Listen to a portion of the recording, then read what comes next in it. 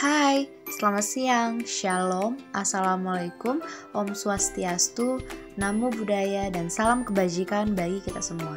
Perkenalkan, nama saya Febiola Marbun, saya dari Ilmu Komunikasi, kelas A1 semester 4, Fakultas Ilmu Sosial dan Ilmu Politik dari Universitas Langlang Buana.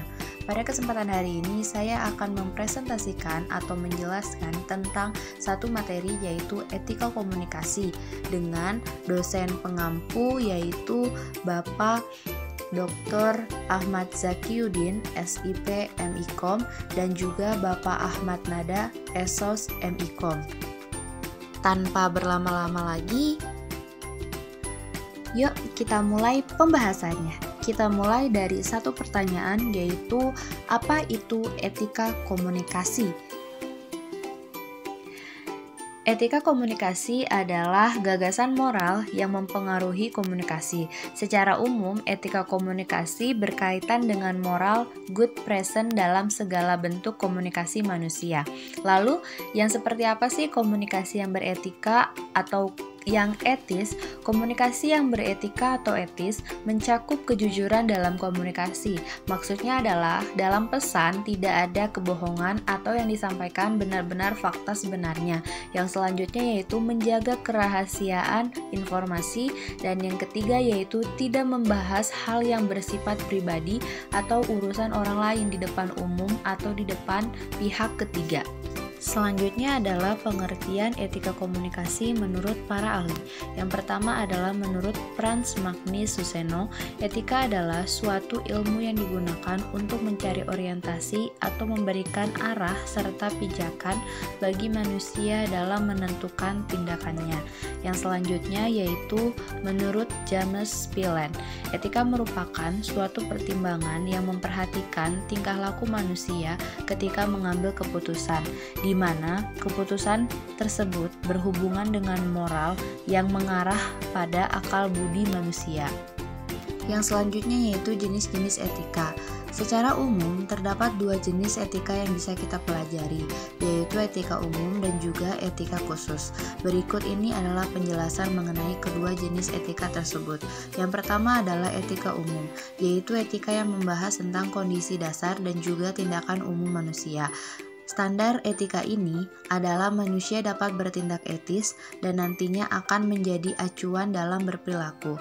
Yang kedua yaitu etika khusus, yaitu etika yang melingkupi prinsip-prinsip yang menjadi patokan dalam bidang tertentu. Biasanya etika khusus berkaitan dengan profesi ataupun peran tertentu di lingkungan masyarakat. Sebagai contoh etika umum dan khusus, diantaranya yang pertama etika umum ada norma masyarakat, adat istiadat, dan yang terakhir yaitu norma agama. Dan yang selanjutnya etika khusus. Yang pertama yaitu etika khusus untuk jurnalis, ada etika khusus untuk pelajar, dan etika khusus lainnya. Ada dua kategori etika khusus yang wajib kita ketahui. Yang pertama yaitu etika individual, yaitu etika yang mencakup acuan dan standar sikap seseorang terhadap dirinya sendiri. Sebagai contoh, bagaimana seseorang menghargai dirinya sendiri dengan cara tidak melakukan hal-hal yang membahayakan dirinya.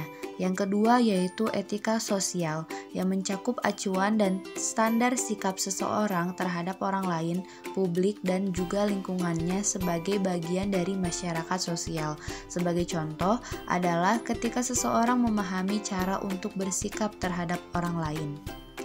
Yang selanjutnya saya akan menjelaskan tentang aliran etika. Yang pertama adalah deontologis. Aliran etika deontologis merupakan etika yang menganggap bahwa nilai dalam sebuah tindakan tidak hanya dilihat dari tujuan yang ingin dicapai, tetapi juga dilihat dari niat baik seseorang dalam melakukan tindakan tersebut.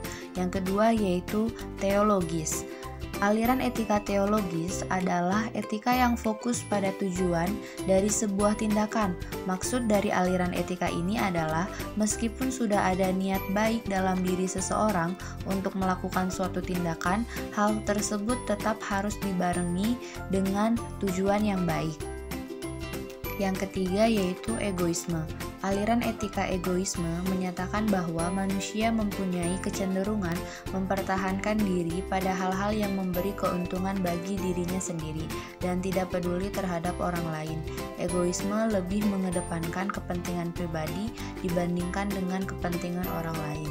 Yang selanjutnya yaitu utilitarisme. Aliran etika utilitarisme merupakan sebuah tindakan seseorang dengan tujuan memberikan manfaat pada orang lain, baik itu orang-orang di sekitarnya maupun dalam cakupan masyarakat yang lebih luas. Untuk lebih jelas lagi, saya akan memaparkan beberapa contoh dari keempat aliran etika yang sudah saya jelaskan tadi. Yang pertama adalah dari etika deontologi. Sebagai contoh yaitu seorang mahasiswa mempunyai tugas. Dikatakan baik jika mahasiswa tersebut mengerjakan tugas, dikatakan buruk jika mahasiswa tersebut tidak mengerjakan tugas. Kasus lainnya, penggunaan media massa. Jika dalam menggunakan media massa untuk silaturahmi dan juga memperbanyak teman, maka itu akan dikatakan baik. Berbeda dengan jika menggunakan media massa untuk melakukan kejahatan seperti penculikan dan sebagainya, akan dipandang buruk atau tidak baik. Selanjutnya yaitu contoh kasus dari etika teologis. Sebagai contoh, seseorang yang kurang mampu dalam hal ekonomi dan membutuhkan uang untuk memenuhi kebutuhannya seperti makan, kemudian ia mencuri. Jika kita lihat atau hubungkan dengan teori teologis, perbuatan tersebut benar karena tujuannya yaitu untuk kelangsungan hidupnya, sehingga dianggap baik-baik saja jika kita melihatnya dari etika teologis.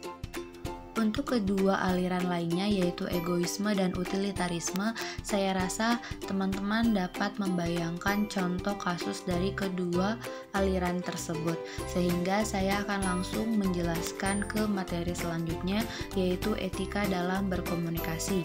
Setelah kita mengetahui pengertian etika dan juga pengertian etika komunikasi, maka hal selanjutnya yang harus kita kuasai adalah etika dalam berkomunikasi. Dalam hal ini kita lebih ke prakteknya, sehingga kita tidak hanya tahu tetapi juga melakukan agar tidak sia-sia ilmu yang kita pelajari. Etika komunikasi sendiri merupakan bagian dari etika khusus karena fokus dari etika komunikasi ini pada bagian tertentu dalam kehidupan manusia.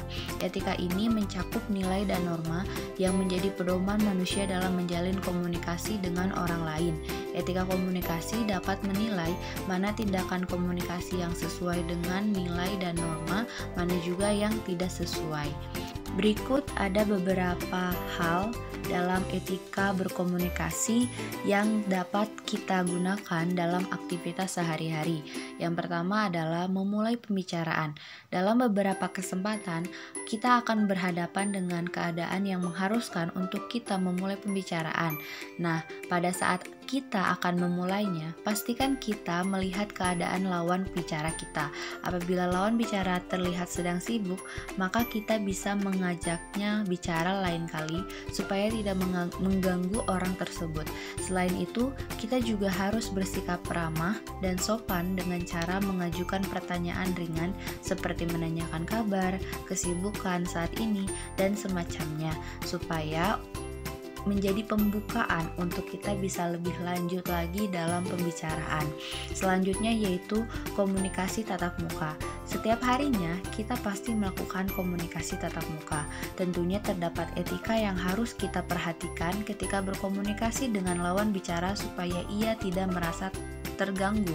Pertama adalah dengan menatap mata lawan. Sebisa mungkin ketika kita melakukan komunikasi atau kegiatan berkomunikasi, kita harus fokus kepada lawan bicara kita supaya orang tersebut merasa diperhatikan oleh kita. Kemudian, kita harus menjaga intonasi dan juga kecepatan berbicara kita agar lawan bicara kita dapat memahami apa yang kita sampaikan dan supaya dapat meminimalisir kesalahpahaman. Dan yang terakhir yaitu kita dapat mengajukan sedikit atau beberapa kali pertanyaan supaya terjalin komunikasi dua arah, supaya tidak hanya satu saja yang berbicara tetapi juga dua arah, agar timbal balik membuatnya lebih baik lagi. Yang terakhir yaitu komunikasi melalui media atau etika komunikasi melalui media. Terkadang kita selalu menyepelekan hal ini karena kita tidak bertatapan muka langsung, kita merasa bahwa tidak peduli akan etika komunikasi. Kita tahu perkembangan teknologi saat ini memudahkan kita untuk berkomunikasi melalui media. Namun, tentu saja ada etika yang harus kita jaga dalam melakukan komunikasi melalui media, seperti memperhatikan gaya penulisan dan tanda bacanya. Hal ini bertujuan untuk meminimalisir terjadinya kesalahpahaman yang kerap terjadi pada komunikasi melalui pesan singkat. Apabila kita berkomunikasi via telepon, maka kita harus menggunakan intonasi yang tepat. Sekalipun melalui media dan orang tidak bisa melihat kita atau juga tidak bisa melihat ekspresi kita, kita harus tetap menjaga etika berkomunikasi kita supaya konflik dapat dihindari ketika kita berkomunikasi atau ketika kita menyampaikan pesan. Sekian materi yang dapat saya sampaikan. Kesimpulannya adalah etika komunikasi atau etika dalam berkomunikasi sangatlah penting untuk kita pelajari dan juga sangatlah penting untuk kita praktekkan dalam kehidupan sehari-hari, karena hal tersebut akan berdampak positif atas hidup kita, terlebih lagi dalam kehidupan sosial kita. Karena dengan kita menguasai etika komunikasi, maka hubungan yang terjalin antara komunikan dan juga komunikator akan terjalin baik, dan juga pesan yang disampaikan oleh komunikator akan tersampaikan dengan baik sehingga menciptakan timbal balik yang baik juga. Sekian presentasi dari saya. Terima kasih untuk perhatiannya dan mohon maaf untuk segala kesalahan yang saya perbuat, baik dari kesalahan dalam pemilihan kata, penyampaian maupun penyusunan materi. Semoga materi yang saya sampaikan dapat bermanfaat untuk teman-teman. See you.